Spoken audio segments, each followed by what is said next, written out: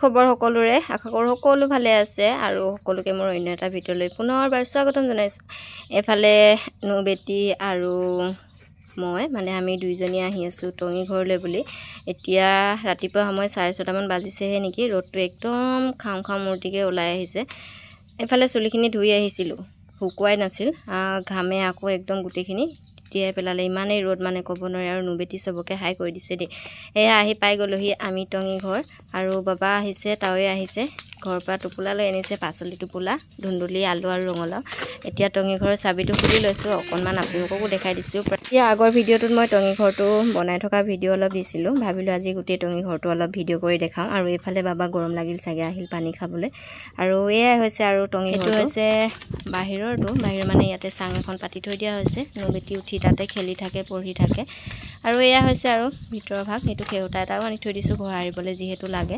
আৰু এই ভিতৰতে বিচনা এখন আনি থৈ দিছোঁ। কেতিয়াবা হয়তো টঙি ঘৰত কাম কৰিলে ৰাতি কোনোবা থাকিব লগাও হ'ব পাৰে, সেই সুবিধা অনুযায়ী আনি থৈ দিছোঁ।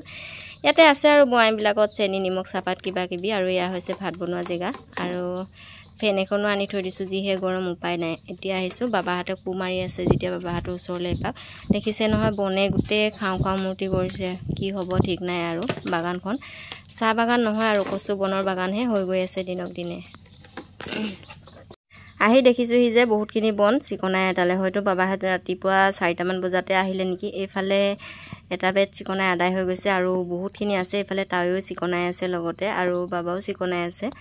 ৰাতিপুৱাই ঘৰৰ পৰা চাহ খাই আহিছিলে যদিও ভাবিলোঁ যে চাহ অলপমান বনাই দিওঁ। আৰু ইমান গৰমত ময়ো ৰাতিপুৱাতে গাটো ধুই টঙি ঘৰলৈ বুলি ওলাই আহিলোঁ। ঘৰত একোৱে খোৱা নহ'ল। আৰু নুবেটি বোলে ভৰি বিষাইছে, মই দাঙি নিব লাগে হেনে।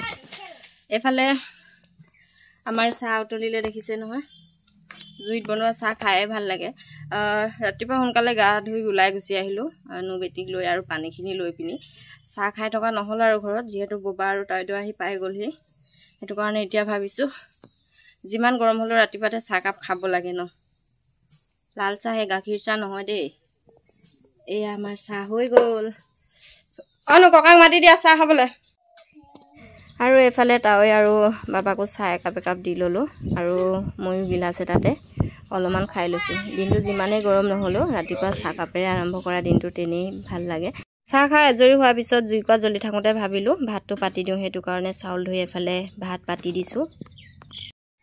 পথাৰত এনেকুৱাই আৰু চৰুটো দেখিছেনে, ক'লা বুলি নাহাঁহিব, কিন্তু ইয়াতে মাটি লেপি থৈ দিয়া হৈ আছে, যাতে মানে ক'লা জুইৰ যিটো ছাই লাগে সেই ছাইটো আঁতৰাবৰ কাৰণে সুবিধা হয়। আৰু এনেকৈ মাটি লেপি থৈ দিলে।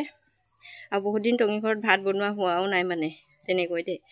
পথাৰৰ বস্তু এনেকুৱাই আৰু গৰম, আজি গৰমটোৱে খাই মাৰিব আৰু দেই। আৰু এইফালে ভাত হৈ গ'ল। আৰু এতিয়া চব্জিটো বনাবৰ কাৰণে বাবাক অলপমান গাহৰি মাংস আনিব দিওঁ বুলি ভাবিছোঁ। আৰু জুইটো ইমান ধুৱাইছে মানে চকুৱে মেলিব পৰা নাই। বাবাক ক'লোঁ যে মাংস অলপ আনি দিয়ক। বাবাই কৈছে অলপমান কু মাৰি লওক ন, তাৰপিছতহে যাব বোলে। ময়ো ভাবিলোঁ সেই সুবিধাতে অলপমান বহি লৈ চুলিখিনিও শুকুৱাই লওঁ, নহ'লে একদম চুলি সৰি সৰি অৱস্থা নাইকিয়া হৈ যাব এনেকৈ তিতাকৈ বান্ধি থৈ দিলে। আৰু নুবেটিয়ে ওচৰতে খেলি আছে কটাৰী এখন লৈ।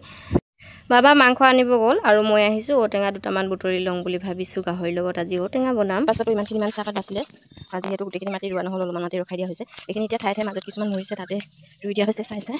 আৰু চাব দেই কিমান কোমলীয়া ঔটেঙা হৈ আছে সেইবোৰ। এইফালে ঔটেঙা 3-4টামান বুটলি আনিছোঁ। আৰু যিহে গৰম, চুলিদম ওপৰলৈ বান্ধি লৈছোঁ। চুলিখিনি শুকাব বুলি ভাবিছিলোঁ, নুশুকালে। উপায় নাই আৰু তিতাই বান্ধি দিছোঁ। তিতাই বন্ধাৰ কাৰণে চাগে কপাল নহয়, দিনক দিনে চোতাল হৈ গৈছে এখন। বাবা মাংস আনি পাই মানে মই এফালে ৰঙালাও, ঔটেঙা আৰু পিঁয়াজবিলাক কাটি আজৰি কৰি ল'লোঁ। আৰু এয়া বাবা মাংস আনিও পাই গ'লহি আৰু মোৰ চব্জি কাটিও হৈ গ'ল। এয়া ৰঙালাও, ঔটেঙা আৰু 2-এটামান আলু দি দিছোঁ। আৰু আদা, নহৰু, পিঁয়াজ কাটি ধুনীয়াকৈ ৰেডি কৰি ল'লোঁ। আৰু এতিয়া চব্জিখিনি বনাই লওঁ। এইফালে তেল পকি গ'ল, ইয়াতে আদা, নহৰু আৰু পিঁয়াজ দি দিছোঁ। তেলতে মই অলপমান মছলা দি দিছোঁ। মছলা মানে ৰেড চিলি, ধনিয়া পাউডাৰ, জিৰা পাউডাৰ, তেনেকৈ অলপ পাতলকৈহে দিছোঁ দেই, বেছিকৈ দিয়া হোৱা নাই, যিহেতু নুবেটিও খাব। সেইটো কাৰণে গোটেই পিঁয়াজখিনি অলপ ৰঙচুৱাকৈ ভাজি লৈছোঁ। তাৰপিছতে ইয়াতে মাংসখিনি দি লৈ আকৌ অলপ টাইম ভাজি ল'ম। এফালে ৰ'দৰ গৰম, এফালে জুই গৰম, উপায় নাই আৰু। এইফালে চব্জি সিজাই আছোঁ আৰু গৰমত একদম অৱস্থা নাইকিয়া হৈ গৈছে দেই। কাৰেণ্টটো নহা হ'ল, ফেনখন চলাই অলপ সময় বহিব পাৰিলোহেঁতেন। আৰু নুবেটি আমন জিমনকৈ ইয়াতে বহি আছে চাংখনতে। গৰম লাগিছে বোলে, গৰম লাগিলে উপায় নাই আৰু।